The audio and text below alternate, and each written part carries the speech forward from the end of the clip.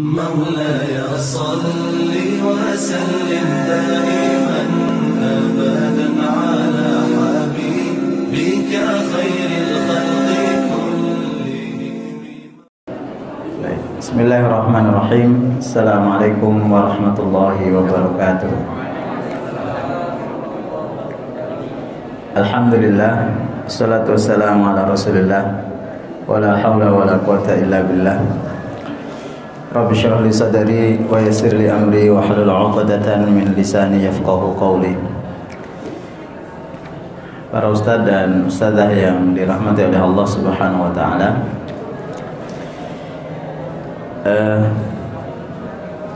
kajian kita untuk hari ini sementara kita geser terlebih dahulu. Ada hal lain yang ingin kita sampaikan kaitannya dengan pertanyaan yang sudah lama masuk, tapi alhamdulillah kemarin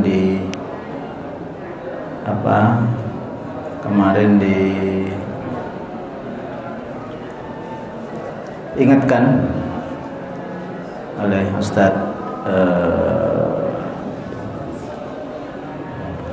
Fathur Rahman, yaitu tentang pertanyaan salah seorang ustadz atau ustazah tentang istiqomah. Jadi bab istiqomah itu babnya adalah bab permohonan, dan doa dan permohonan serta permintaan yang paling banyak kita minta itu adalah permintaan untuk istiqomah. Sehingga ketika kita baik berdoa ataupun tidak berdoa, biasanya berdoa itu identik dengan mengangkat tangan. Walaupun berdoa juga tidak harus mengangkat tangan, adalah permohonan untuk minta kepada Allah agar tetap istiqomah, yaitu ketika kita membaca minimal 17 kali firman Allah Subhanahu wa taala, ihdinas siratal mustaqim. Ihdinas siratal mustaqim, ya Allah, kami memohon hidayah kepadamu untuk jalan yang lurus. Di sini ada dua permohonan yang kita minta kepada Allah. Ada dua permohonan, dua permintaan. Yang pertama adalah ihdina, tunjukinlah kami. Ya, tunjukkanlah kami, berarti kita minta kepada Allah Subhanahu wa taala hidayah. Yang tentunya hidayah ini juga harus kita koreksi bersama. Hidayah itu harus kita koreksi dulu, karena kalau kita salah memahami hidayah, maka kita juga tidak akan bisa dapat hidayah. Otomatis ketika seseorang tidak dapat hidayah, maka dia tidak bisa istiqomah. Karena hidayah istiqomah itu datang sesudah hidayah. Sehingga sejarah sudah mengajarkan kepada kita betapa banyak orang-orang yang tidak dapat hidayah, tapi betapa ada orang yang dapat hidayah tapi tidak bisa istiqomah.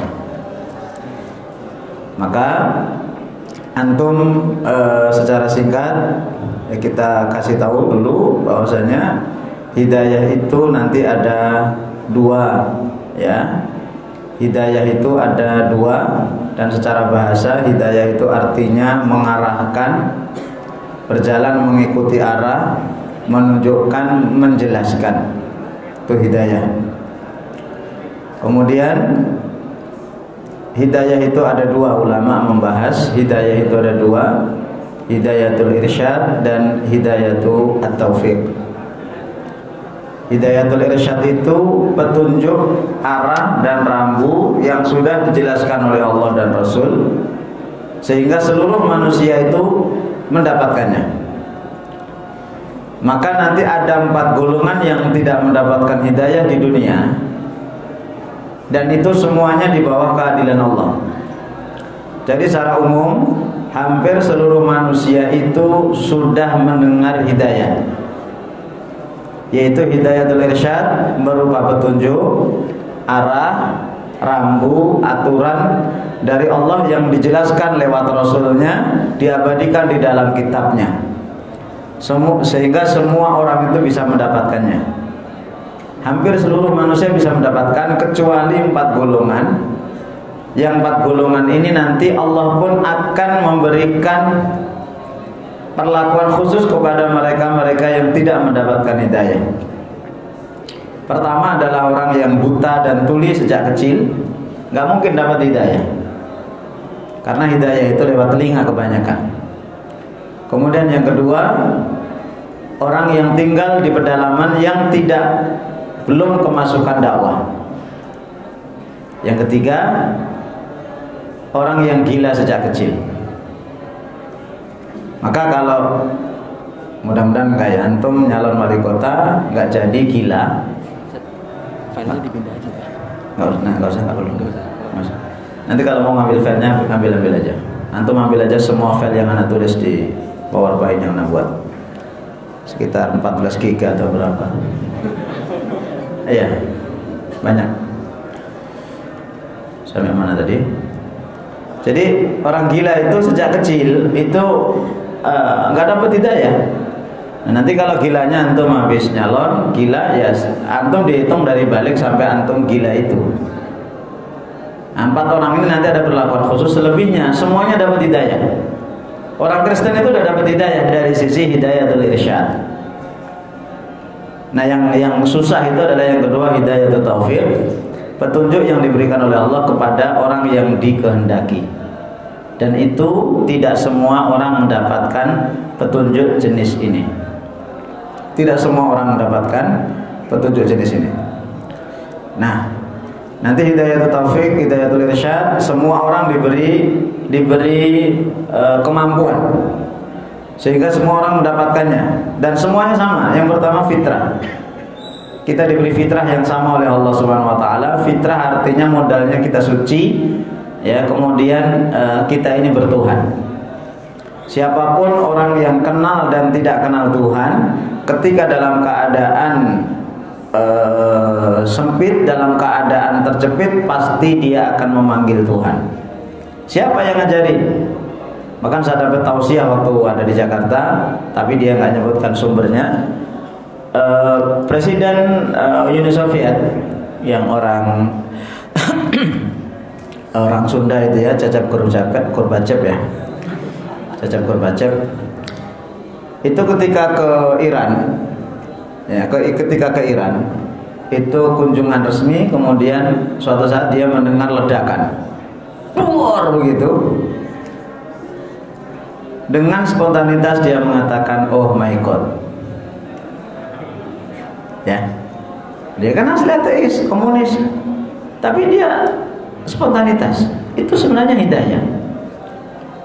Kemudian yang kedua, akal, ya, kita diberi oleh Allah Subhanahu wa taala indra, ya, kemudian kita olah sehingga kita akan memfusikan akal itu sebagai akal. 2 kemarin hari Sabtu sudah saya sampaikan.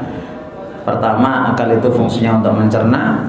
Yang kedua, akal itu fungsinya untuk mengikat dan mengekang. Kemudian yang berikutnya adalah Al-Quran. Ya, itulah hidayah. Dan semua orang itu berhak mempelajari Al-Quran. Gak ada istilah yang mempelajari Al-Quran itu hanya orang Muslim. Orang kafir silahkan, mau mengkritik Al-Quran silahkan, terserah. Mau diapakan Al-Quran gak bermasalah. Nah, itu hidayah al-irsyad, dan semua orang dapat. Nah, sekarang adalah hidayatul taufiq, yang mana hidayah ini perlu kesungguhan yang luar biasa untuk mendapatkan, karena tidak semua orang itu bisa mendapatkan.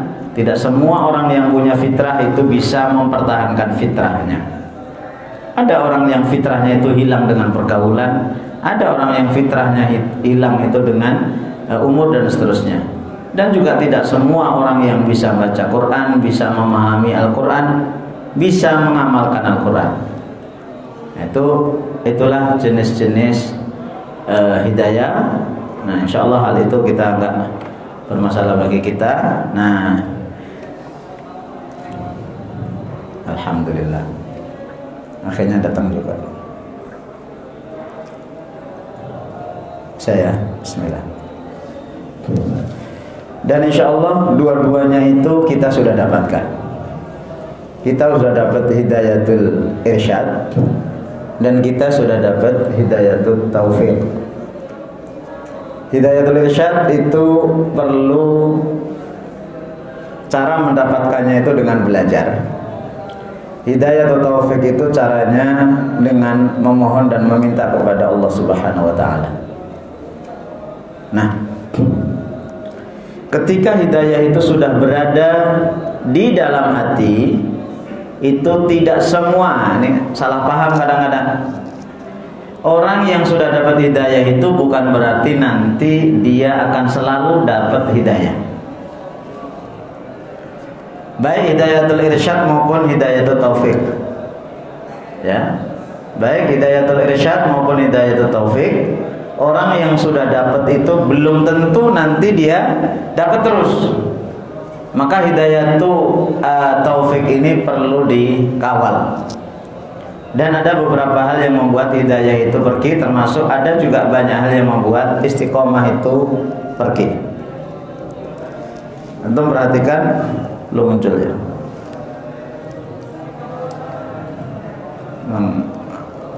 Laptop itu kalau udah tua harus ganti. Laptop bukan yang lain. Coba antum perhatikan, fa amma samudu wa amma samudu fahadainahum. Tuh. Wa amma samudu fahadainahum. Adapun Samud kami sudah berikan hidayah kepada mereka. Ya. Tapi ternyata begitu dapat hidayah, dengan apa Samud dikasih hidayah oleh Allah? Turunnya Nabi Soleh untuk meyakinkan Nabi Soleh ini seorang nabi, mereka sendiri yang minta. Karena saat itu yang paling ramai adalah tentang pertanian, ya, tentang pertanian dan peternakan. Mereka minta unta yang hidup secara tiba-tiba. Ya, mereka minta unta yang hidup secara tiba-tiba. Maka nanti di dunia ada 5 hal yang tidak punya bapak dan ibu. Salah satunya adalah untanya Nabi Saleh alaihissalam. Fastahabbul ama 'alal huda, tetapi mereka lebih mencintai ya kebutaan, ya ama, kebutaan, kesesatan daripada petunjuk. Nah, barulah karena mereka itu tidak mau, Allah azab mereka. Dan kita sudah hafal di surat Al-Balad, wa hadainahun najdain, dan kami beri dia 2 jalan mendaki. Maka Buya Hamka itu dalam bukunya itu menjelaskan hidayah itu seperti ini, seperti landasan pacu, landasan pesawat. Jadi hati kita ini bisa menampung hidayah atau tidak, itu ibarat landasan pesawat. Kalau landasannya itu kecil, ya hanya segede ini, mungkin 15 kali 15, ya yang bisa masuk ya hanya helikopter. Karena helikopter itu tidak perlu ancang-ancang, ancang-ancangnya muter baru nanti naik. Tapi nggak usah berangan-angan naik helikopter, nggak enak, ya nggak enak. Kemudian kalau mau yang lebih kuat lagi, ya nanti pesawat model-model 373. Nah, nanti kalau lebih gede lagi Airbus dan seterusnya. Yang semakin besar itu akan semakin luas dan semakin banyak yang kita dapatkan. Maka tidak semua orang yang sudah dapat hidayah itu selalu dapat hidayah. Nanti kita lihat contohnya dalam sejarah. Bahkan mereka itu berani mengiming-imingi kita. Ayo ikut saya, nanti kalau dosa tak tanggung bareng, kita tanggung bareng. Wa qala alladziina kafaru lil ladziina aamanu ittabi'u sabilana wa nahmil khatayakum wa ma hum bihamilina min khataya. Ini kalau mau ditarik ke dunia pendidikan, ini loh konsep kami ini paling bagus lah. Nanti kalau salah ya kita koreksi bersama-sama. Itu mereka sampai seperti itu, dan itu ketika kita itu tidak kuat, maka kita akan menjadi orang-orang yang dah hilang istiqomah kita. Karena sesungguhnya hati kita itu suka berbolak-balik. Kita lihat orang yang sudah dapat hidayah tapi hidayahnya hilang, artinya nggak istiqomah. Kalau yang nggak dapat hidayah udah nggak perlu kita perjelas. Fir'aun itu nggak dapat hidayah total. Ini ada orang yang sebelumnya dapat hidayah, tapi kemudian hidayahnya itu hilang. Ya, hidayahnya itu hilang. Hilang dengan apa? Banyak. Ini ada titik-titik rawan istiqomah. Titik-titik rawan istiqomah. Yang pertama kedudukan. Ya, yang pertama kedudukan. Orang biasa kalau belum dapat kedudukan itu alim, itu wajar. Begitu dapat kedudukan, nah, ketahuan aslinya. Ada orang yang sebelum dapat kedudukan itu taubat, tapi begitu sudah dapat kedudukan, taubatnya hilang. Tadi pagi kami membahas buku judulnya At-Taubatu Wazifatul Umr, Taubat Sepanjang Hayat, karangan Dr. Muhammad Ibrahim. Nah, saya hanya mendengarkan saja, mengikuti kajian via Zoom se-Indonesia tiap hari Kamis. Itu dicontohkan di belakang itu ada model-model taubat itu taubatun kadzibah, taubat yang bohong. Nah, itu contohnya apa? Ya, sebelum kampanye dia menunjukkan taubatnya, jilbab begitu, jilbaban. Begitu sudah terjadi, jilbabnya dilepas. Nah, itu contoh. Itu kalau mau kampanye calon-calon itu kan alim semuanya, alim semuanya. Begitu sudah jadi ketahuan. Itu kedudukan. Dan di dalam sejarah Allah jelaskan kedudukan ini dua model. Ada orang yang hidayah sebelumnya dapat hidayah, dapat kedudukan, lupa. Nanti di belakang kita bahas, ada di zaman Nabi Musa alaihissalam itu seorang alim yang luar biasa namanya Bal'am bin Bawra. Kemudian yang kedua itu di zaman Abu Bakar ada seseorang namanya Ar-Rajal bin Unfuwah. Mereka ini, Bal'am ini muridnya Nabi Musa, itu bisa bayangkan. Muridnya Nabi Musa. Dan kata Malik bin Dinar, ya'riful ismal a'zam. Akidahnya itu lurus. Akidahnya luar biasa. Tapi ternyata hilang dengan adanya kedudukan. Kemudian di sisi yang lain Allah memberi perumpamaan, juga memberikan contoh kepada kita. Orang-orang yang dengan kedudukan itu tetap hidayahnya tetap istiqomah. Kapan-kapan antum bisa membahas dua nabi yang itu layak antum hadirkan untuk antum dan untuk orang tua, yaitu Nabi Daud dan Nabi Sulaiman. Itu orang yang sebelum lahir itu sudah kaya, tapi nggak tergoda dengan kekayaannya. Ya, nggak tergoda dengan kekayaannya. Kita itu Masya Allah luar biasa. Hafal lah, taruhlah nama Mahat itu alumni Mahat itu hafal 4 juz. Alumni Mahat. Begitu kenal dengan ngajar, dapat duit, kemudian dapat bisa beli HP. Hanya HP, modal ini HP ini.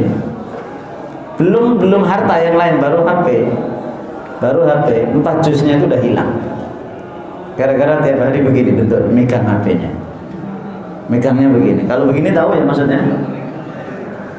Ya. Begini, terus tangannya begini. Apalagi mulutnya sampai ini. Ini baru ini aja udah kena fitnah. Antum belajar Nabi Daud, Nabi Sulaiman.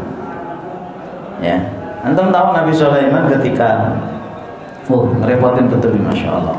Jazakallah khairan wa zawajakallahu fikra. Udah nikah? Amin. Belum, masya Allah. Allah. Kedudukannya. Antum tahu Nabi Sulaiman itu kalau tidur Nabi Sulaiman itu kalau tidur itu yang jaga beliau itu 2000 pasukan. Ada. Nah ini gimana biar tampil semuanya ini?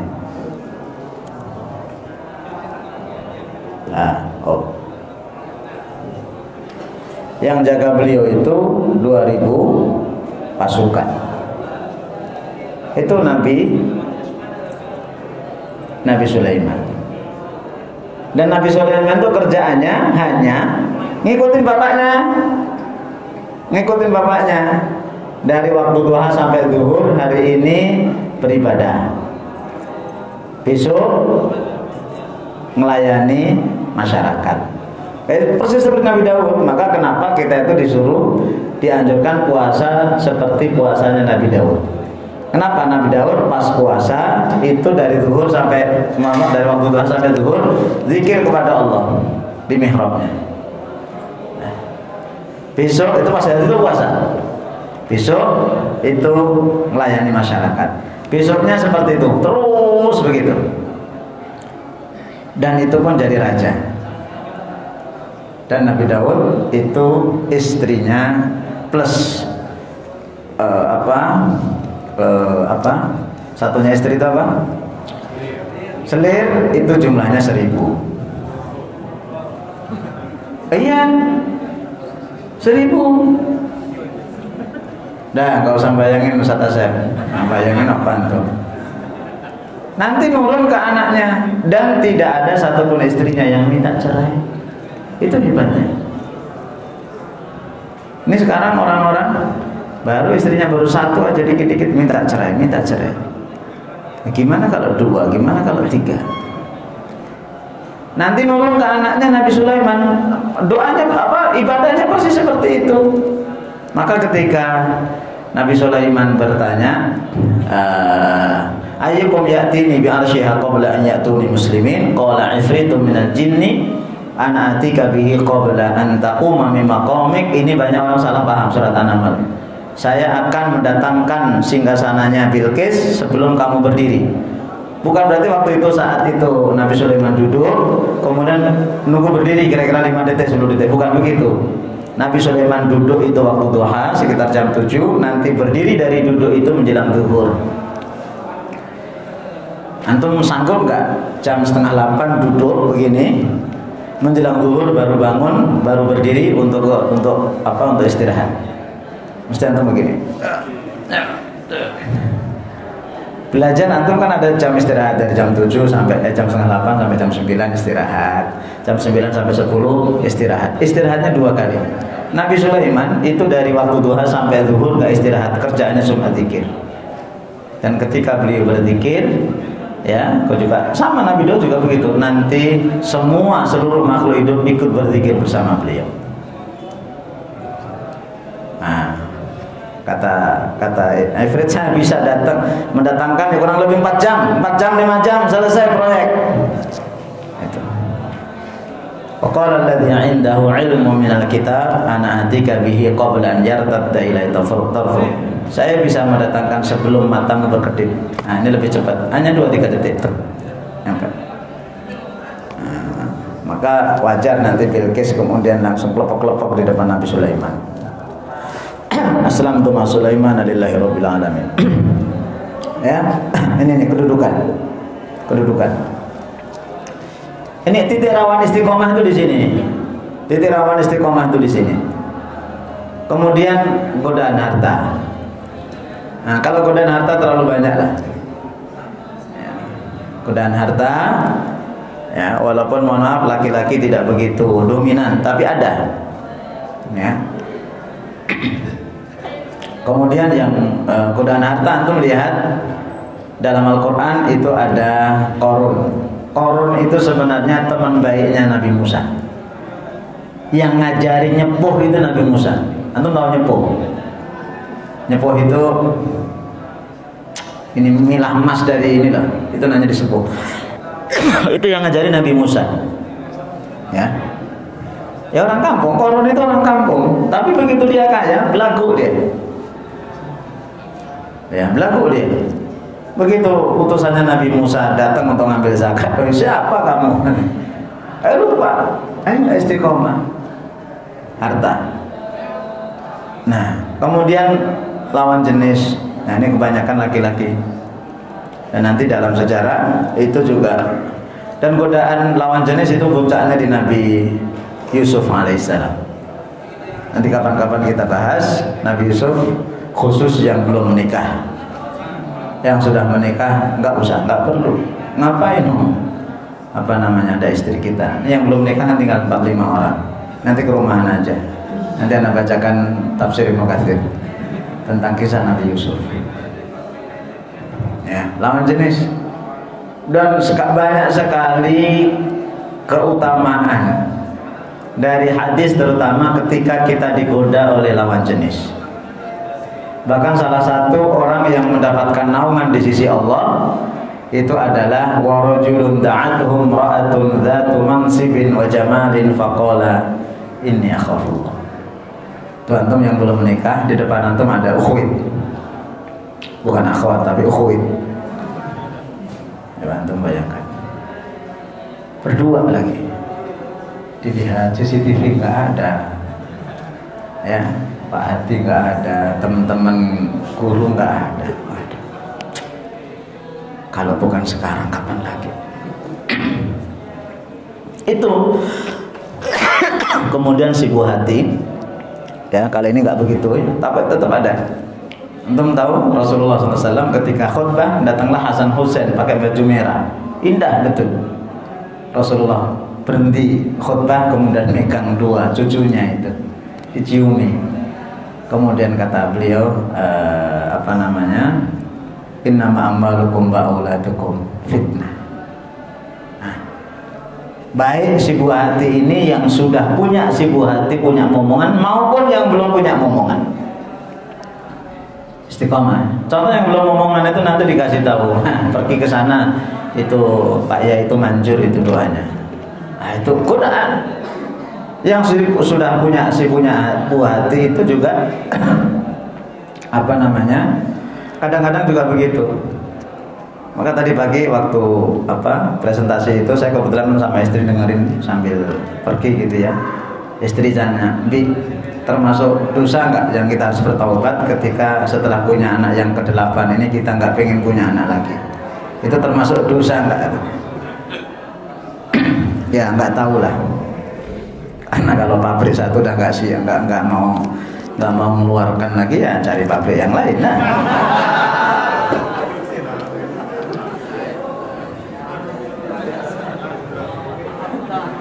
Nah cukup, ustazahnya jangan sampaikan ke istrinya ya, sampaikan juga nggak apa-apa. Yang berikutnya intimidasi. Nah menariknya, intimidasi ini menariknya itu kalau kita mau belajar sejarah itu ternyata Masya Allah sejak meninggalnya Rasulullah SAW itu rata-rata orang yang lurus itu diintimidasi. Dimulai dari Umar bin Khattab yang akhirnya beliau meninggal. Kenapa? Ada satu rakyatnya yang gak puas, Al-Fairuz. Nama aslinya Al-Fairuz, lebih dikenal dengan Abu Lu'lu'ah Al-Majusi. Itu kan gara-gara urusan pajak sebenarnya. Walaupun ternyata dia ini adalah mata-mata orang-orang Majusi. Kemudian nanti Utsman nanti harus dibunuh di tangan orang-orang Muslim sendiri yang kita kenal dengan namanya Khawarij. Termasuk juga Ali bin Abi Thalib, termasuk juga Hasan dan Husain, terutama Husain. Ya, intimidasi. Terus nanti kita belajar imam-imam besar itu rata-rata mereka terkena intimidasi. Abu Hanifah itu pernah didera, dicambuk 80 kali.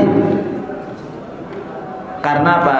Diminta jadi qadhi, jadi hakim agung, apalah istilahnya, tertinggi pengadilan, beliau nggak mau. Imam Syafi'i juga begitu. Imam Ahmad lebih parah. Imamnya orang yang terkena musibah itu Imam Ahmad bin Hanbal. Ya, beliau dipenjara, didera, dipukul itu biasa karena saat itu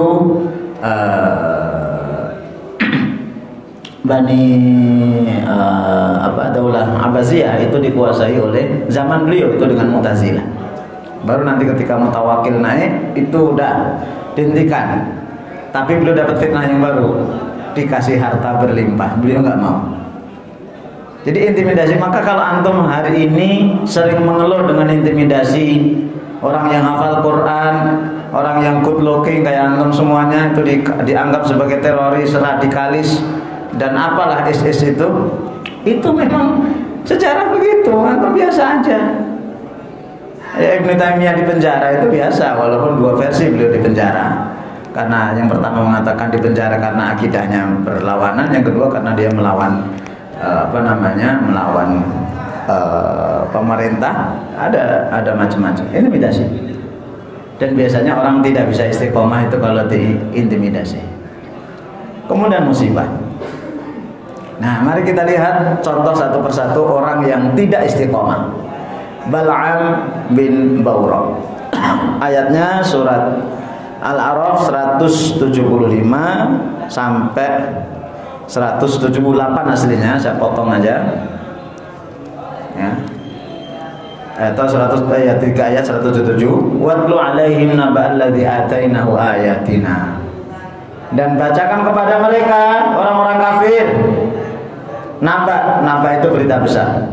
Berita besar orang yang kami berikan ayat-ayat kami. Kenapa? Bal'am ini paham Taurat. Bal'am ini adalah orang pintar. Fansalakho. Insilah itu artinya minggir sedikit demi sedikit.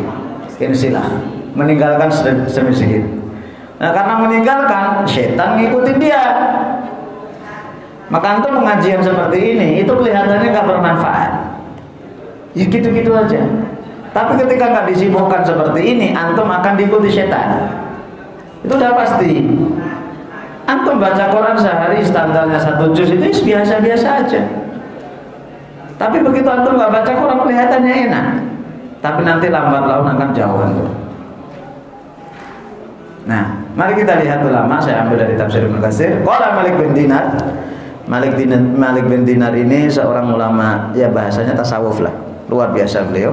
Miskin. Ada pernah cerita beliau sebegitu tobat kemudian ahli ibadah. Malam-malam beliau salat tahajud. Tiba-tiba datanglah pencuri. Merampok, bukan merampok apa ya? Mencuri ya, mencuri. Mencuri, begitu mencuri itu diubrek-ubrek itu rumahnya, nggak ada harta, nggak ada harta. Lalu ketemulah Malik lagi sholat. Selesai sholat, dialog antara Malik bin Dinar dengan pencuri ini baik. Pencuri dulu tuh baik. Ngapain? Mau nyari duit, nyari harta. Ketemu nggak? Nggak ada. Nah, mau nggak kamu saya kasih harta yang lebih berharga yang kamu inginkan? Mau nggak? Mau. Apa? Ya sini, kamu wudhu. Begitu ceritanya, wudhu. Diajarin, habis itu diajarin sholat, diajarin Islam, kemudian pagi-pagi dibawa ke masjid. Begitu jamaah masjid geger tuh jamaah itu. Malik, ini siapa ini? Diceritakanlah. Nah, kemudian setelah dipelajari, diajarin lama gitu, pencurinya itu akhirnya luluh juga. Kata, wahai Malik, bisa nggak saya nginep di rumah Anda 3 hari? Dia tahu hukum pertama itu 3 hari. Dulu pencuri itu fakih kok, syarikun fakihun, gitu kan. Ya boleh, ayo belajar 3 hari. Teman-teman sesama pencurinya ini bingung ini, bingung sebingung-bingungnya. Wah, dan mesti ditangkap ini teman saya ini. Selesai 3 hari, hari yang keempat dia pergi ketemu sama teman-temannya itu. Kemana aja? oh iya saya mau mencuri di rumahnya Malik bin Dinar. Tapi kata orang tadi, saqat sarqa qalbi qabla an asriqa malahu. Dia sudah mencuri hatiku sebelum saya mencuri hartanya. Itu. Nanti akhwat nanti hatinya akan dicuri oleh mereka. Ada sedikit aja kisah tentang Malik bin Dinar. Ya. Kana min ulama Bani Israil.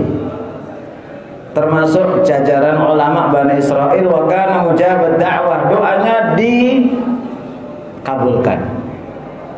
Dan gara-gara doanya ini sering dikabulkan oleh Allah, dia tergiur. Ini kedudukan. Maka antum kalau berdoa kok selalu diijabah oleh Allah doa antum, hati-hati. Orang-orang mengatakan, oh Ustaz itu luar biasa alimnya. Oh, dan kita ini mudah tergiur dengan pujian. Ini Bal'am bin Ba'urah ini sudah diabadikan ini. Bal'am wa kana ya'lamu ismallahil akbar, ngerti dengan nama Allah, berarti akidahnya kuat. Wala yas'alu Allah syai'an illa atahu, tidak meminta kepada Allah apapun mesti dikasih oleh Allah. Minta apa aja dikasih. Tadi dimulai dari situ, dia ternyata akhirnya punya kedudukan di Bani Israil. Alimnya luar biasa. Awalnya jadi bagus, begitu singkat cerita, nanti baru cerita tentang minta mereka tolong sih, engkau kan orang yang sangat dekat dengan Allah, tolong kami tuh nggak senang dengan Nabi Musa, tolong Nabi Musa itu didoakan jelek. Itu kisahnya di hadis-hadis panjang sekali ya. Ini kira-kira Bal'am bin Ba'urah. Ya, yang mana Bal'am bin Ba'urah itu kejadiannya di Nabi Musa. Kemudian Ar-Rajal bin Unfuwah.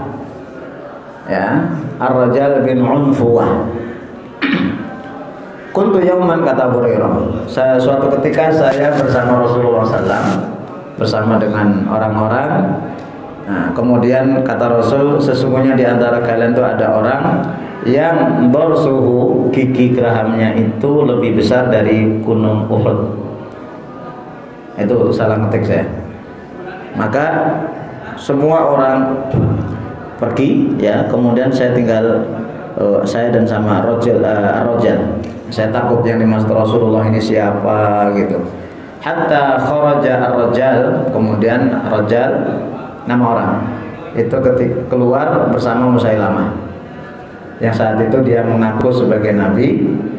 Maka fakanat fitnatur rajal aqwama min fitnati Musailamah. Nanti ini kejadiannya di zaman Abu Bakar.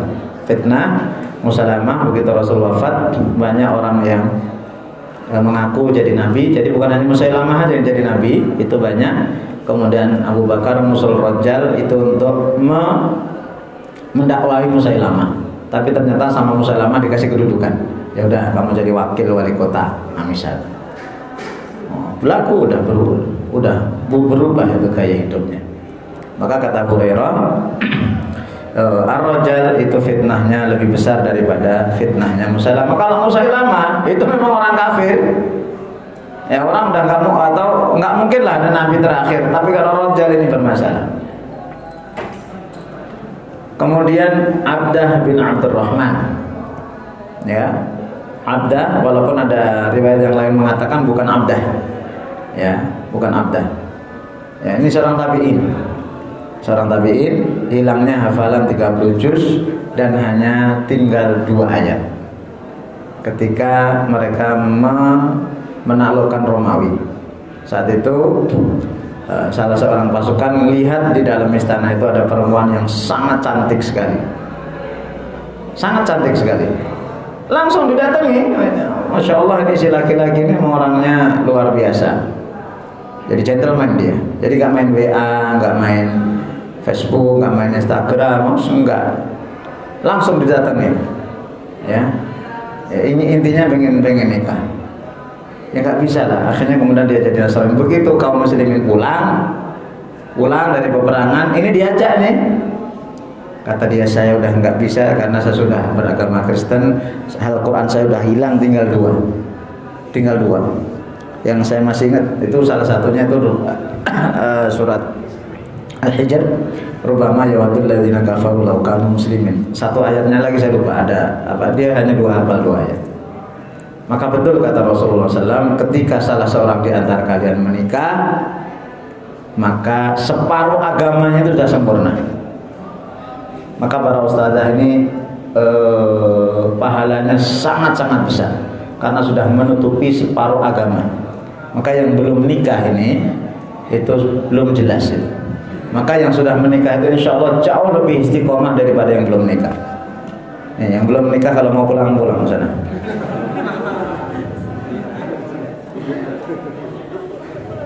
Ya, itu yang ikhwan. Kalau akhwat mah menikah dengan nggak menikah, nah, justru akhwat ini yang berbahaya. Justru kalau sudah menikah nggak istiqomah. Kenapa? Semua ketaatan hanya kepada suami. Nah, ini yang berat. Baik.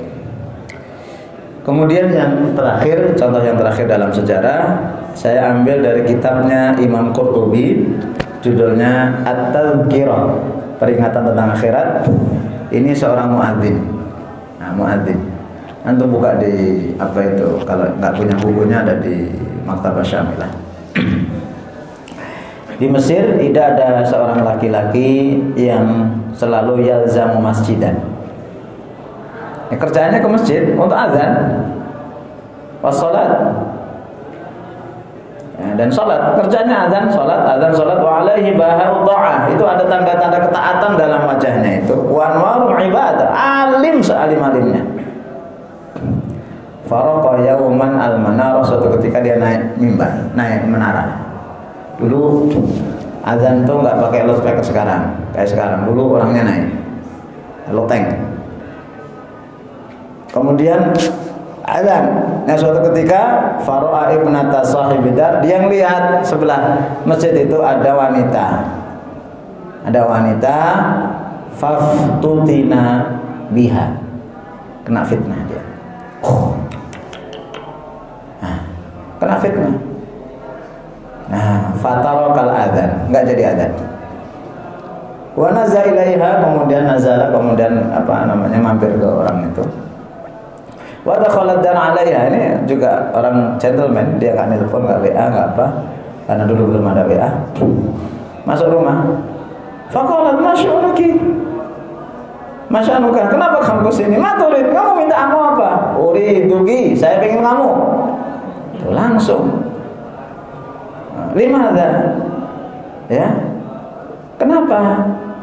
Ya, karena saya sudah jatuh cinta sama kamu. Oh, nggak bisa. Kamu kan Muslim, saya ini Nasrani, saya ini nggak bisa. Nah, tazawuji qalat anta Muslim wa ana Nasraniyah. Nggak bisa. Wa bila yazawwijuni minka, nggak mungkin bapakku akan menikahkan saya. Qala laha atanassar, kalau begitu saya masuk Nasrani. Saat itu juga fatanassar rajul liyatazawwajaha, orang langsung masuk Nasrani untuk menikah dengan dia.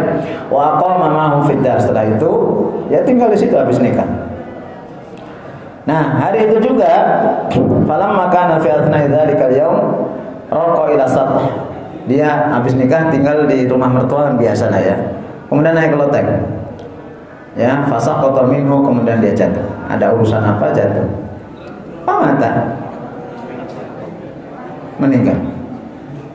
Dua kenikmatan yang hilang dari dia.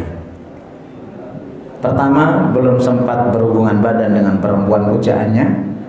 Yang kedua, imannya hilang. Nah, ini coba, ini orang alim. Orang alim sealim-alimnya. Nah, ini jangan antum ketika sudah baik itu jangan merasa baik dan jangan pernah berhenti untuk selalu lebih baik. Antum buka nanti di buku-bukunya Qurtubi. Nah, para ustadz dan ustadzah yang dirahmati oleh Allah Subhanahu wa taala,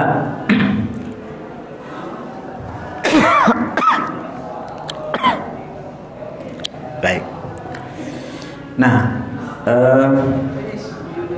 selanjutnya saya akan kasih contoh orang-orang yang sebelumnya hilang, kemudian istiqomah. Ya, kemudian mereka istiqomah. Ini Amr bin As. Saya pernah cerita. Kalau tadi kan alim jadi gak alim, sekarang nakal jadi baik. Yang pertama Amr bin As.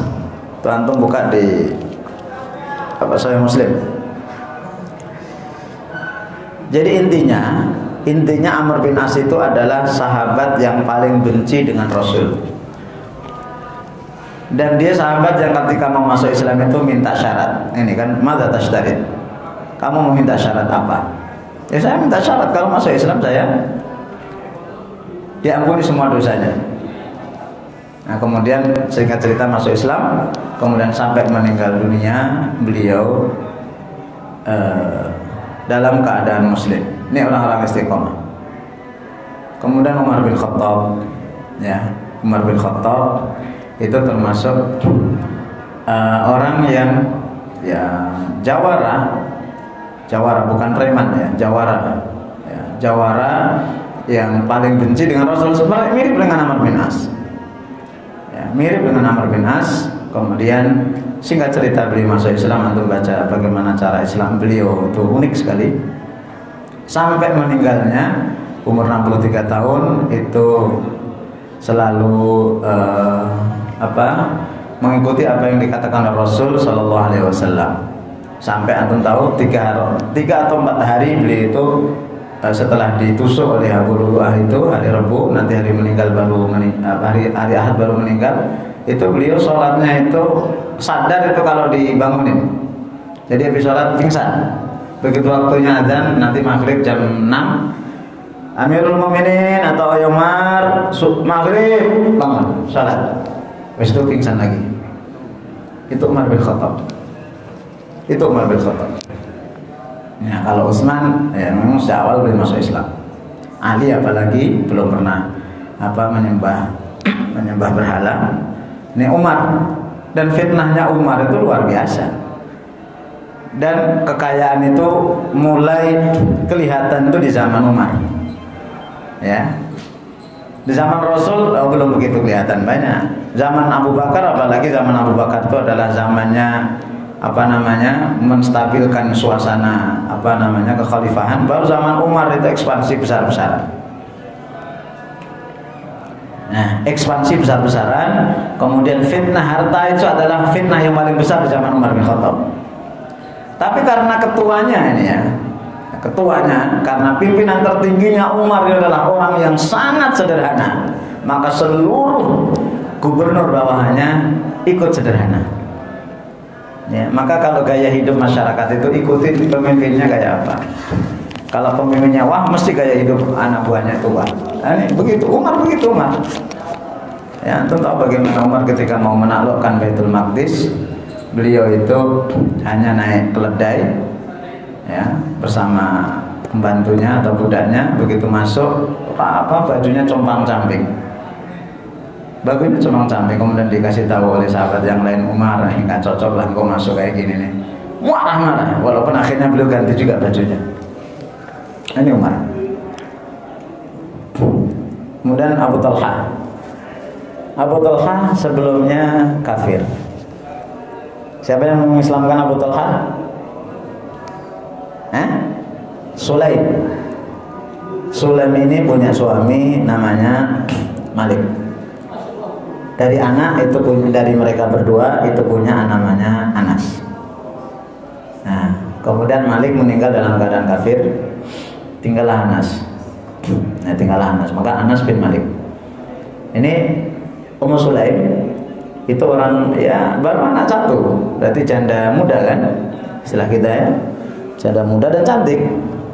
Abu Talha ini orang cerdas, orang pintar, saudagar kaya sekaya-kayanya. Singkat cerita, ngelamarlah Ummu Sulaim. Kata Ummu Sulaim, saya nggak bisa, ya, saya nggak menerima pinangan kamu. Ya, Abu Talha mikir, walah, perempuan mana yang nggak silau dengan putih dan kuning, artinya emas dan perak. Dibawakan emas perak itu. Dikira perempuan tuh seperti itu. Kata Ummu Sulaim, saya nggak mau. Ya, Kata Abu Talib, saya ingin nikah sama kamu. Kata Ummu Sulaim, saya mau menikah dengan kamu asal kamu masuk Islam. Asal kamu masuk Islam. Abu Talib, ya karena pengen udah jatuh cinta kan begitu. Singkat cerita masuk Islam, kemudian nikah. Maka para sahabat mengatakan mahar termahal di dunia adalah maharnya Ummu Sulaim. Karena maharnya itu paling mahal, bisa mengislamkan suaminya. Ya, bisa mengislamkan suaminya. Akhwat, kalau ada orang Kristen kaya, terus kok cinta sama akhwat boleh. Saya mau menikah dengan Anda, tapi masuk Islam. Dan seluruh harta Anda milik saya. Nggak apa-apa, nggak apa-apa. Dan itu yang bimbing Muslim. Nanti habis itu mereka punya anak laki-laki, disebut namanya Abdullah. Mohon maaf, perempuan, anaknya perempuan dulu. Ceritanya nanti di Riyadhus Shalihin. Begitu sudah gede sekitar 7-8 tahun meninggal. Nanti bab-bab sabar Riyadhus Shalihin itu sambungannya ini ada di Riyadhus Shalihin. Yo, coba anak meninggal apa enggak aneh? Si buah hati meninggal, antum bisa bayangkan. Si buah hati meninggal. Terutama perempuan, ya. Perempuan itu kalau anaknya meninggal, oh udah goncangannya luar biasa. Ya, goncangannya luar biasa. Nah, tapi Ummu Sulaim ini enggak. Karena Abu Talha ini kan seorang saudagar ya, jadi pergi. Kata Ummu Sulaim kepada keluarganya, jangan ngasih tahu kalau anak saya meninggal, biar saya yang ngasih tahu. Begitu Abu Talha datang, itu dijamu sebaik-baiknya. Makan dulu bang, ayo makan. Padahal jenazah anaknya itu di kamasan. Makan. Aman anak kita? Tidur nyenyak. Tidur nyenyak. Nah, habis itu dia bawa ke kamar, mohon maaf, hubungan badan. Ya, hubungan badan. Ya, karena betul ini agak temperamennya juga agak tinggi juga. Nah, habis hubungan badan, tanyalah Ummu Sulaim itu, bang, apa pendapat abang kalau orang punya dititipin, kemudian titipannya itu diambil sama yang punya? Kira-kira orang yang dititip itu marah nggak? Ya nggak boleh marah loh, orang itu hanya titipan. Baru bang, anak kita meninggal. Itu Ummu Sulaim, coba Ummahat yang punya anak, anaknya meninggal, bisa nggak kayak Ummu Sulaim?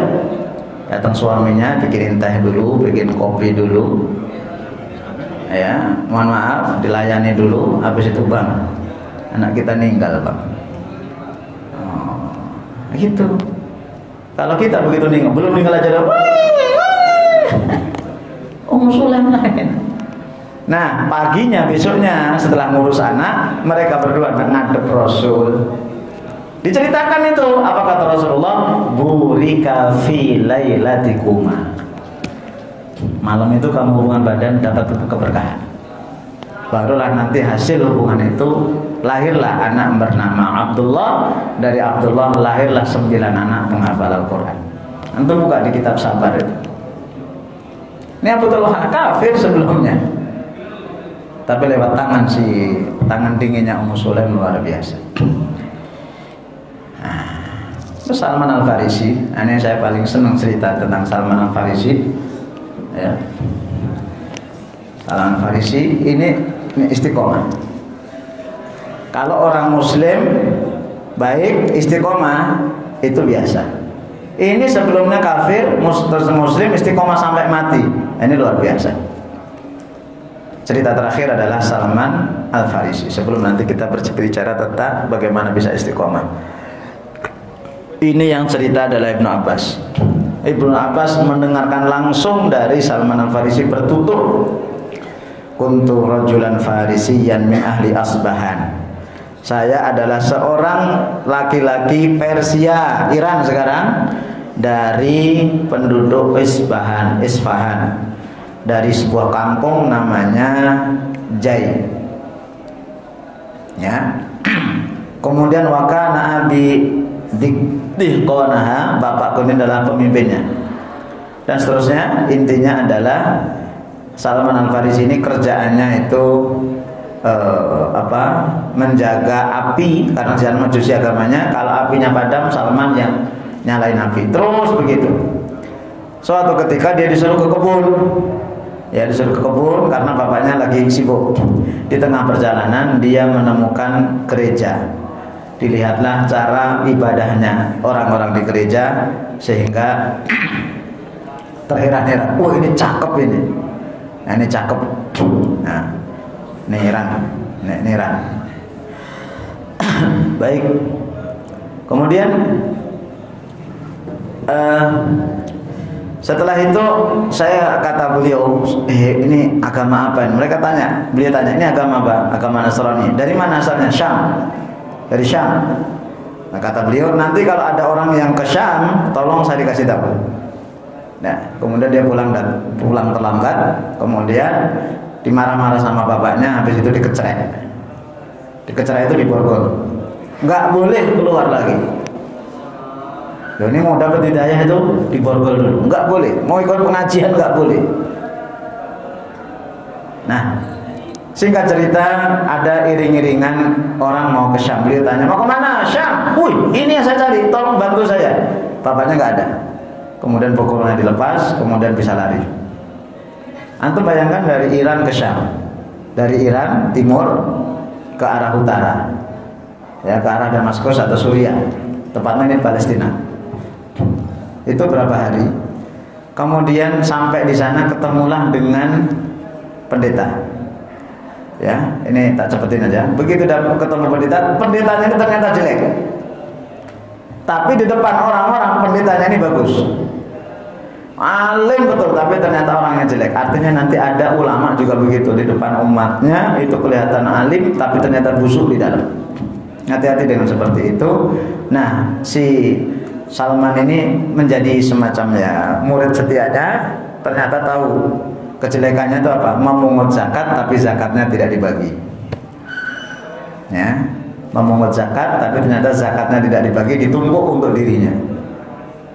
Maka nanti di bab fikih zakat ada hukum apa, hukum zakat yang digunakan untuk investasi. Atau babnya bab itu. Kemudian singkat cerita meninggal. Begitu meninggal, orang mau mengurus jenazahnya, mau disolatkan dan seterusnya, kata beliau, jangan, ini orang jelek. Itu buktinya harta zakat ditumpuk di rumahnya. Akhirnya apa? Dibiarkan aja. Kemudian pengganti beliau ada pendeta lagi tapi lebih bagus. Dia belajar, Salman. Begitu mau mati, kata Salman, nanti kalau engkau mati saya harus belajar kemana? Ya, saya nanti belajar kemana? Kamu pergilah ke Mosul, Irak. Dari barat ke timur lagi, Pak. Di Irak, di sana ada pendeta bagus, belajarlah ke sana. Pergi ke Irak. Istiqomah ini, Pak.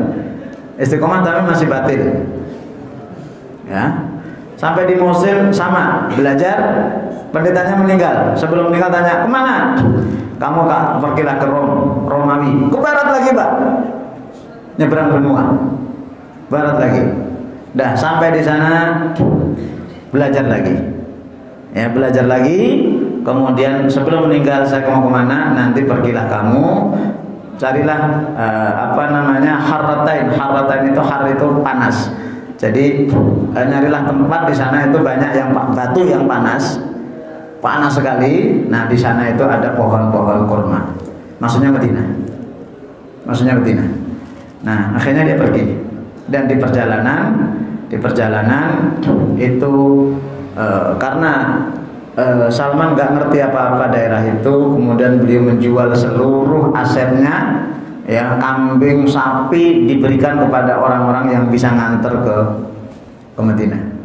Kemudian ditipu, ya, sudah hartanya diambil, kemudian Salman dijadikan budak 2 kali. Ya, dijadikan budak 2 kali, tapi alhamdulillah dengan budak itu beliau menjadi budak. Beliau akhirnya menemukan tempat, pohon kurma. Ini cepretan saya ini, ya, masih waktu itu masih belum panen. Lagi agung-agungnya waktu itu di Madinah. Ya. Beliau kerja di sana. Nah, ini tempatnya. Nah, maka begitu beliau sedang naik, itu beliau dengar ada iring-iringan Rasulullah itu baru datang dari Mekah menuju Madinah. Jadi sebelum Rasulullah datang, Salman itu sudah di Madinah. Sudah jadi budaknya orang Yahudi. Begitu datang kata orang Yahudi pemilik kebun itu, celaka kita, Nabi yang ditunggu-tunggu orang Madinah itu datang. Salman nguping, siapa yang datang? Nabi baru. Langsung ditampar. Wah, diam. Kamu kerjaannya cuma ngurusin kurma. Enggak, saya cuma mau tanya, kata beliau. Nah, kemudian hari berikutnya beliau ngumpulin kurma. Ya, ini saya singkat-singkat aja. Ngumpulin kurma, kemudian nama Rasulullah. Wahai Muhammad, saya dengar kamu datang dari Madinah, dari Mekah. Ini sedekah zakat untuk Anda. Nah Rasulullah, hai sahabat, ini ada yang ngasih kurma, nih bagi-bagi. Kata Salman dalam artinya, ini salah satu tanda kenabian Muhammad nggak mau menerima sedekah. Artinya apa? Salman itu sudah dapat hidayah dari Allah dengan belajar orang para pendeta itu ciri-ciri Nabi terakhir. Besoknya Salman datang lagi bawa kurma. Wahai Muhammad, ini hadiah untuk Anda. Langsung dimakan. Ini tanda kedua kenabian Muhammad. Besoknya Salman lihat pundaknya Rasul di sini. Dilihat belakang. Rasulullah awalnya enggak, karena sedang ngurusi jenazah. Itu Rasulullah kok melihat orang ini, kok melihat saya ini ada apa? Rasulullah tahu. Kemudian disingkap selendangnya itu, di sini ada cap kenabian yang begini itu. Ya segitiga ada Muhammad Rasulullah, di sini ada capnya. Tapi antum jangan bikin cap di sini ya. Ustaz Fatur Rahman Raisul Madrasah. Itu cap sudah ada sebelum lahir. Disingkap. Begitu lihat ini tanda yang ketiga, Rasulullah langsung dipeluk serekat-rekatnya. Nangis di situ. Nangis, kemudian beliau kasih tahu, saya ini masih budak. Maka Rasulullah nanti ngumpulin 300 pohon kurma. Maka di perang Badar, di perang Uhud, ya, nama Salman gak bakalan ada karena beliau masih jadi budak. Barulah nanti perang Khandaq, perang Ahzab, dan perang Parit atau perang Parit itu nama Salman ada. Nah ini Salman begitu luar biasanya untuk mendapatkan keistiqomahan itu. Nah, terakhir, bagaimana biar kita bisa istiqomah? Ini yang penting. Yang pertama, orang yang kalau mau istiqomah itu tentunya adalah banyak doa. Doa, ya.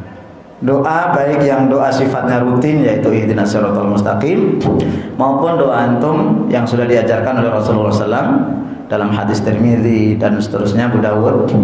Itu Rasulullah ketika berada di rumah Ummu Salamah, ya, di rumah Ummu Salamah itu Rasulullah melazimkan satu doa, ya muqallibal qulub tsabbit qalbi ala ta'atik wa ya musarrifal qulub sarrif qalbi ala dinik. Ummu Salamah kaget dengan amalan itu. Ya Rasulullah, kenapa engkau doa dengan doa itu? Ya, ingat Rasulullah itu kalau habis sholat asar itu punya aktivitas, ini saya ulangi lagi, punya aktivitas ba'da asar sampai menjelang maghrib. Rasulullah itu punya aktivitas yaitu mengunjungi istri-istri beliau. Jadi Rasulullah itu punya agenda tetap, ya. Nah habis asar sampai menjelang maghrib, apa cukup Ustaz? Rumah istri Rasulullah itu berdempetan. Nih, 1, 2, 3, 4, 5, 6, 7, 8, 9. Seublek ini. Ini rumahnya misalnya Aisyah. Ini rumahnya Saudah dulu baru Aisyah. Kalau Saudah itu di depan masjid Saudah, Aisyah, nanti Ummu Salamah, kemudian Juwairiyah, Zainab binti Jahash, Zainab binti Khuzaimah. Ummu Salamah udah tadi ya. Saya takut menyebutnya 2 kali. Kemudian Hafsah, ya, dan seterusnya, Marja Al-Qibtiyah. Hanya Maimunah yang rumahnya agak jauh. Nah jadi pindah sini 2 jam cukup. Nah ketika setiap di rumah Ummu Salamah itu Rasulullah mendoakan ini, ya muqallibal qulub tsabbit qalbi ala dinik. Pertanyaannya, kenapa kalau di istri lain kok nggak ada riwayat? Nah,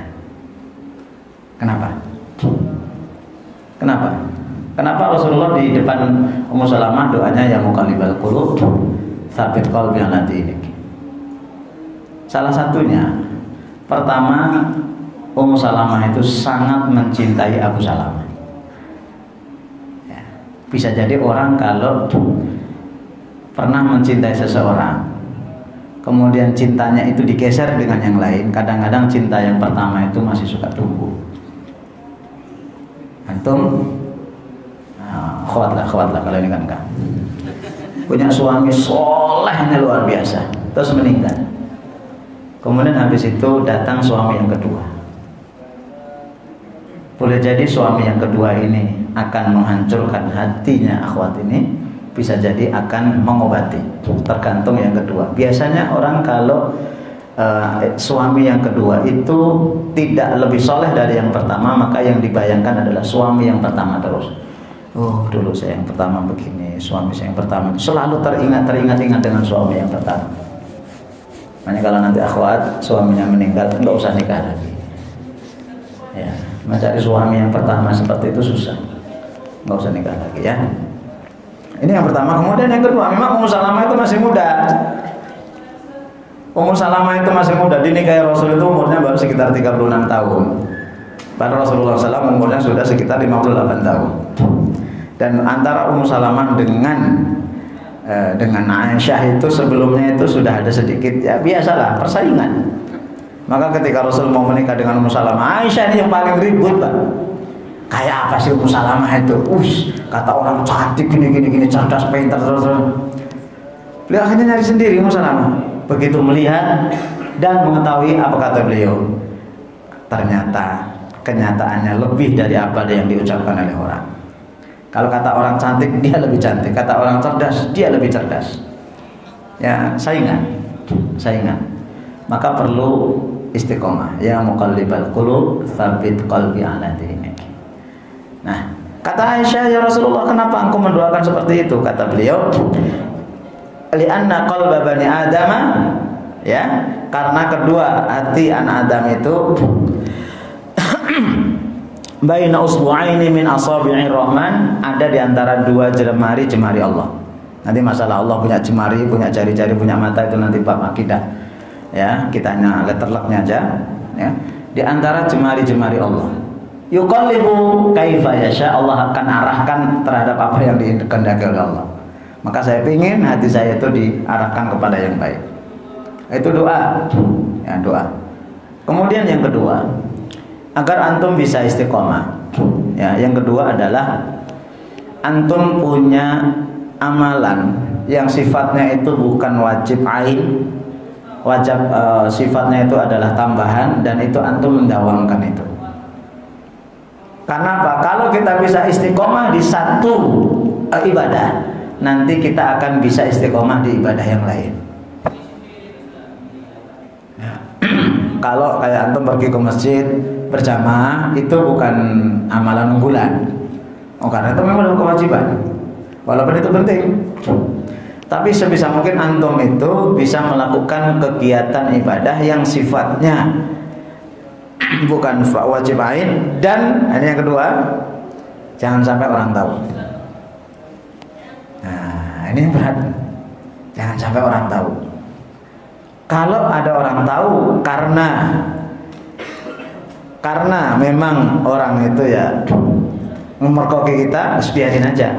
Tapi kalau kita suka ngasih tahu, jangan. Apalah contoh terserah. Misalnya antum tiap habis subuh ke masjid mesti membawa uang 2000 perak, taruh seperti itu. Dah, taruh tiap hari itu 2000 perak, 2000 perak. Itu akan membuat antum istiqomah terhadap kebaikan, dan itu nanti akan menjadi magnet bagi ibadah yang lain untuk bisa antum lakukan walaupun tidak seistiqomah itu. Maka sampai Rasulullah itu menjamin orang yang mendapatkan naungan adalah warajulun tasaddaqat yaminuhu fala ta'lamu shimaluhu. Sembunyi-sembunyi, jangan jangan terang-terangan. Kan ada kadang-kadang ya walaupun boleh-boleh aja. Pembangunan, nah ini misalnya saya ketua pembangunan, akan kami laporkan pemasukan bulan ini. Pak Abdullah 1 juta, Pak Muhaimin 500.000, Pak Umar 300.000. Mungkin ada yang tertutup.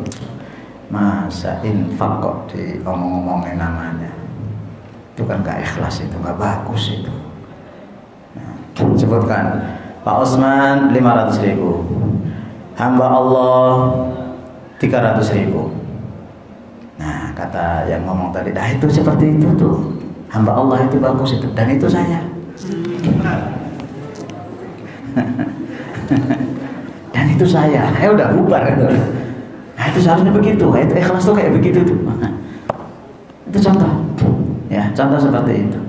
Antum punya amal, terserah apalah amalan bulan antum itu. Nanti Rasulullah maka dulu ulama itu masing-masing ulama itu punya hizib. Antum tahu hizib? Hizib itu bukan partai, hizb Allah bin hizb syaitan, bukan. Hizib itu amalan tertentu yang harus diamalkan oleh seseorang. Dan ini bukan bid'ah. Antum jangan dikit-dikit bid'ah, jangan dikit-dikit bid'ah. Contoh Ibnu Taimiyah. Ibnu Taimiyah itu habis subuh itu selalu membaca Al-Fatihah 40 kali. Baca Al-Fatihah 40 kali. Muridnya Ibnu Qayyim Al-Jauziyah, kenapa engkau membaca Al-Fatihah? Saya nikmat betul, terutama ketika saya membaca Iyyaka na'budu wa iyyaka nasta'in. Saya hati betul. Maka muridnya nanti bikin buku judulnya Madarikus Salikin, Baina Manzilati Iyyaka na'budu wa iyyaka nasta'in. Bukunya itu. Nanti habis subuh, saat itu bid'ah itu, ya memang Rasulullah nggak mengamalkan. Tapi itu hizib. Antum punya hizib apa silahkan. Tapi jangan hizib untuk kekebalan. Nah, itu beda lagi ya. Saya kasih tahu ayatnya nanti ada. Hizib untuk kekebalan ada. Hizib pelet juga ada. Ada buku itu kan judulnya Syamsul Ma'arif dengan Al-Awfa Wifik. Ada Ustaz Wifik di sini. Oh, ada Ustaz Taufik. Antum punya targetan apa gitu loh. Termasuk juga beliau mengatakan saya ingin hati saya hidup. Saya ingin hati saya hilang dari kegundahan. Beliau tiap pagi itu membaca ya hayyu ya la ilaha illa anta ya hayyu ya qayyum bi rahmatika astaghits. Itu dibaca waqad jarrabtu, kata beliau, saya betul-betul mempraktekkan dan betul-betul hasilnya luar biasa. Antum silakan ya. Lanjut. Jadi antum punya amalan khusus. Kalau nggak punya amalan khusus nggak bisa istiqomah. Nggak bisa istiqomah. Anak punya ustaz apa? Habis subuh selalu buka mobil kendal ustaz. Nah, itu. Ya, saya ingetin antum, ingetin betul antum, karena saya masih dengar dari beberapa orang masih ada guru-guru yang masih suka yang seperti itu. Ya nggak tahu apa guru Darul Fatah atau bukan, saya nggak tahu. Tapi saya ada dengar gitu ya, itu nggak layak lah. Antum sudah jadi ustadz, jadi guru, sekolah Quran lagi. Ya, sekolah Quran kok masih begitu. Itu yang kedua. Kemudian yang ketiga. Kalau antum mau istiqomah, yang ketiga itu adalah saling menasihati. Ya, saling menasihati. Dan ini yang belum hidup di kita. Saling menasihati yang ada, dan saling menasihati yang paling baik itu adalah dengan ngobrol, bukan dengan kirim tausiah di WA. Itu boleh-boleh aja, tapi kurang. Apalagi kalau anak dapat tausiah atau copy paste, itu hampir nggak pernah anak baca. Jadi tausiah itu sifatnya duduk bareng, ya ngobrol. Misalnya antum kenal si Ustadz itu kok luar biasa ya. Dia itu misalnya ekonominya masih biasa saja kok berani menikah. Istrinya sudah hamil yang keempat misalnya. Ngomong ke rumahnya, anak lihat antum tuh gimana? Antum gaji DDF sama dengan anak lah, kurang lebih sekitar 1,5, 2 juta, 3 juta. Istri antum di rumah, kok antum berani punya punya anak banyak atau gimana? Kita tanya dia, itu namanya saling menasehati. Akhwat melihat kok si A ini kok Masya Allah, hari ini beliau dengar si A ini tilawah surat Al-Baqarah, besok sudah surat Taubah, gimana ngatur waktunya? Oh, caranya begini. Nah, itu bisa kita adopsi. Ya, itu saling menasehati. Kemudian saling menasehati. Maka dulu antum perhatikan, nanti fikih nasihat itu juga ada. Fikih nasihat itu penting juga. Orang nasihat itu minta nasihat yang paling baik itu yang lebih tua umurnya, lebih tua pengalamannya, lebih tua ilmunya, itu paling enak. Sahabat minta nasihat kepada Rasulullah, maka biasa, ausini, nasihati saya, itu biasa para sahabat. Nanti ada yang selevel kayak kita, nanti ada yang lebih rendah. Ya, guru minta nasihat ke muridnya, kemudian dosen minta nasihat ke mahasiswanya, dan itu biasa aja dalam Islam. Antum perhatikan Rasul itu biasa tanya kepada sahabat, terutama antum hadis Abdullah bin Mas'ud itu jangan kelewat. Kata beliau, bacakan ke saya. Ya Rasulullah, pantaskah saya membaca Al-Quran sementara Quran itu diturunkan kepada engkau? Wahaibu anasma'a min ghairi, saya pengen dengar dari orang lain. Itu ngajarin kita untuk minta nasihat walaupun derajat kita mungkin di atas. Antum tahu kisah Abu Hanifah? Beliau orang senior yang luar biasa. Allah berikan ilmu yang luar biasa. Suatu ketika beliau melewati di sebuah kota di Kufah, di Irak. Itu lihat anak kecil main main kecai. Kecai itu apa sih? Main becek-becek atau kecai. Itu kata Abu Hanifah, anak hati-hati. Ya, kamu nanti kepleset. Kata anaknya, engkau siapa Tuhan? Saya Abu Hanifah. Oh, engkau adalah imam yang terkenal. Itu enggak, itu orang-orang aja. Saya biasa seperti ini. Anak itu langsung kasih tahu, coba bayangkan. Wah imam, terima kasih kau telah menasihati aku, tapi saya menasihati anda. Yuk, coba. Engkau juga harus hati-hati, jangan sampai terpeleset. Loh, mana ada anak seperti itu? Abu Hanifah langsung tak gitu ya. Sejak saat itu Abu Hanifah setiap mau memutuskan perkara selalu mengumpulkan murid-muridnya. Kalau saya di tulisan itu, kalau anaknya itu terpeleset, yang jatuh badannya aja dan ya lecet-lecet. Tapi kalau Abu Hanifah terpeleset dari kesalahan, seluruh manusia akan tersesat. Itu bab minta nasihat. Ya, bab minta nasihat. Suami nasihati istri, istri nasihati suami, itu biasa dalam rumah tangga, harus dihidupkan. Sebelum tidur, tanyalah suami itu, Mi, udah 15 tahun kita udah menikah, kekurangan Nabi apa Mi di mata Umi? Itu, alhamdulillah Abi, saya betul-betul bahagia dengan engkau. Nggak ada kekurangan kecuali satu, nggak punya kelebihan.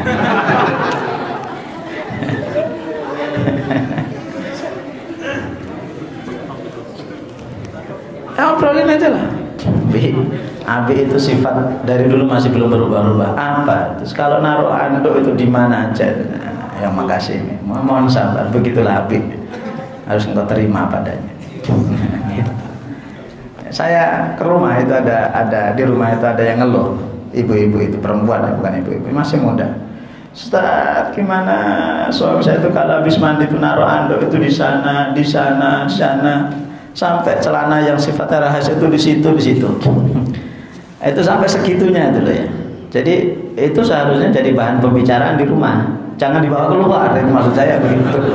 Lu urusan kayak gitu dibawa keluar kok kayak masalah yang nggak bisa menyelesaikan masalah aja sih. Kemudian yang terakhir tilawah Quran.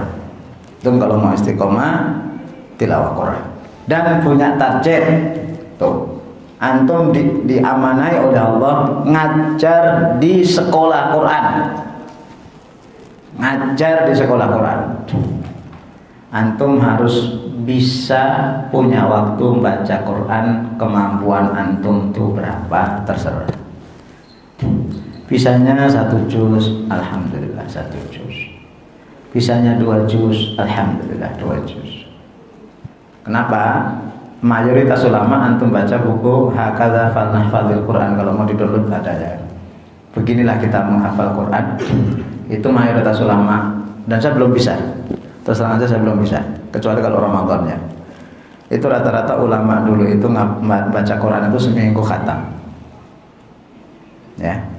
Seminggu khatam dengan rumus apa? Rumusnya apa? Hah? Rumusnya gimana? Kalau Ramadan, mohon maaf saya bisa. Kalau di luar Ramadan berat. Seminggu. Fahmi bisyauqik itu. Fa itu dari Al-Fatihah, sampai mim sebelum Al-Maidah.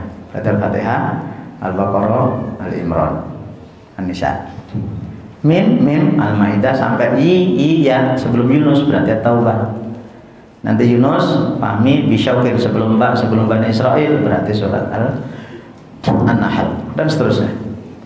Itu tilawah Quran. Ya, 5 hal itu antum kalau lakukan insyaallah bisa dengan ya naik turun itu ada. Naik turun itu ada. Kalau turun jangan terlalu drastis, ya naiknya biasanya pelan-pelan. Hatanal wayakum, silakan kalau ada yang mau disampaikan. Saya buka HP saya karena nggak saya buka. Silakan kalau mau tanya langsung pakai kertas, pakai HP silakan. Belum ada. Tek, belum ada. Banyak betul ini. Ayo, Ustaz.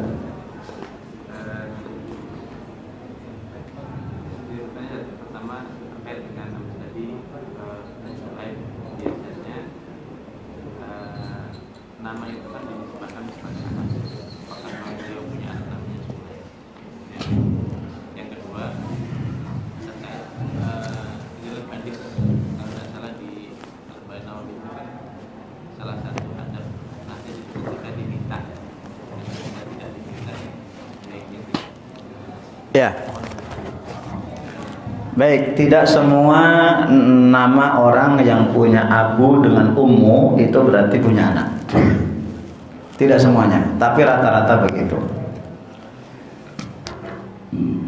Abu Bakar, ya, Abu Bakar itu nggak punya anak namanya Bakar. Aisyah itu julukannya apa? Ummu siapa? Halo, Ummu Abdillah. Padahal Aisyah itu nggak punya anak. Abu Hurairah, bapaknya kucing? Enggak. Tapi nanti ada orang yang memang dia punya anak, akhirnya biasanya anak pertama laki-laki. Anak pertama laki-laki itu dijadikan sebagai nama dia. Abu Thalib itu memang dia punya anak namanya Thalib nanti itu kakaknya Ali bin Abi Thalib. Abu Thalib itu punya anak 5. Salah satunya Thalib, itu anak pertama. Nama aslinya kan Imran dia, tapi dia dikenal dengan Abu Thalib. Rasulullah itu Abul Qasim, ya, Abul Qasim. Nanti Ali itu sering dijuluki dengan Abul Hasan, ya, Abul Hasan dan seterusnya. Nah, kemudian yang kedua itu memang hakul muslim 'alal muslim sittun. Ya, kewajiban muslim dengan muslim yang lain itu ada 6. Salah satunya adalah wa idzastansahaka fansahu. Ketika dia minta nasihat, maka nasihati dia. Nah, apakah ketika dia tidak meminta nasihat tidak kita nasihati, lihat situasi dan kondisi. Tidak semua orang yang minta nasihat itu mesti ngomong. Kita harus tahu ini orang ini kok gelisah, orang ini kok sedih. Ya udah, kita nasihati. Ya. Tidak semuanya begitu, tapi yang paling wajib adalah ketika memang dia minta nasihat, ya kita nasihati. Tapi ketika dia tidak minta nasihat, dia lihat kondisi. Jangan begitu dia nggak minta nasihat, kita nasihati tetap. Oh, nanti keluar dia. Alah, masuk alim kamu itu. Ya, lihat situasi dan kondisinya. Ya baik, silakan. Yang lain, Ustazah? Masih ada? Ini nggak ada yang bertanya nih, alhamdulillah. Masih kosong. Oh ini.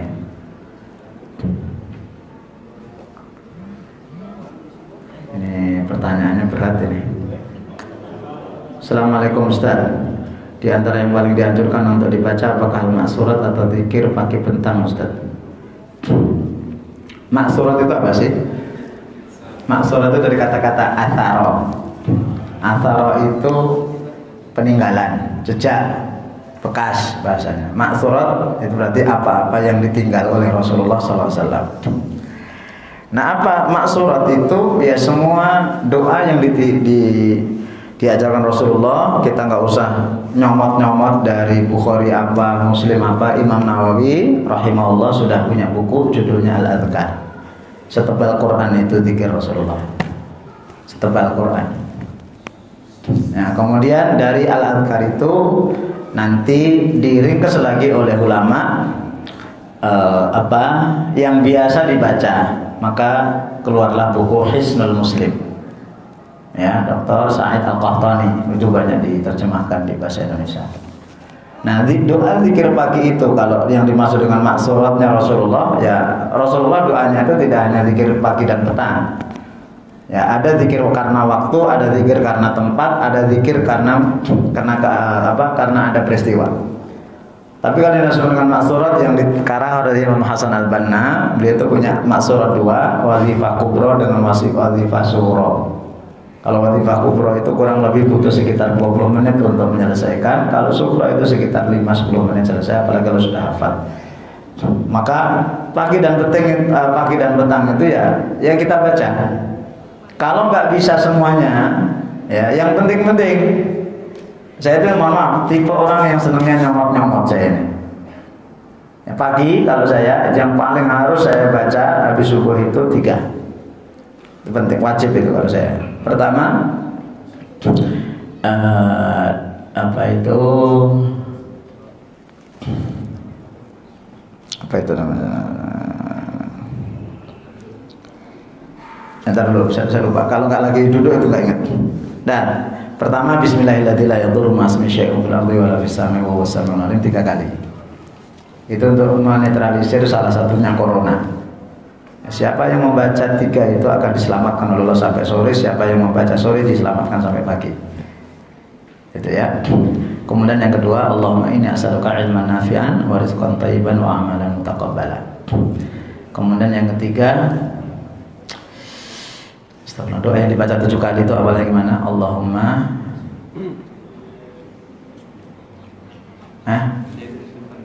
bukan.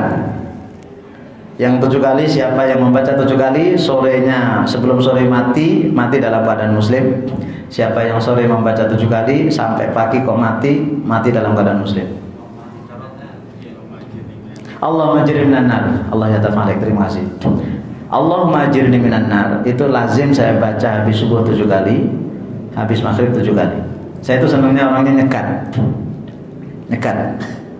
Ya, nekat itu ya kalau misalnya tadi pagi saya baca Allahumma ajirni minan nar 7 kali. Sebelum maghrib saya mati, saya dapat perlindungan doa itu. Ya, karena apa? Tidaklah kamu membaca doa itu 7 kali setelah subuh. Sebelum qabla antu kalimanna, syaratnya cuma 1, sebelum kamu bicara sama orang. Illa ujirta biha, melainkan kamu akan diselamatkan dari neraka itu. Nah, nanti ada tambahan sebelum tidur. Nah, sebelum tidur tambahan tuh doanya apa namanya? Al-Bara bin Azib itu. Nah, itu disiplin. Saya senangnya itu nekat-nekat. Habis itu Allah doanya itu Allahumma aslamtu nafsi ilaika wa wajjahtu wajhi ilaika wa fawwadtu amri ilaika wa alja'tu dhahri ilaika dan seterusnya. Nah, itu dibaca. Nah, jadi itu masalah membacanya. Kemudian Ustaz izin bertanya, apakah dibenarkan jika ada seseorang yang mengatakan bahwa Allah itu tidak bertempat atau Allah ada di mana-mana? Jika dibenarnya apa dalilnya? Ini bab akidah. Bab akidah itu intinya sebenarnya sama.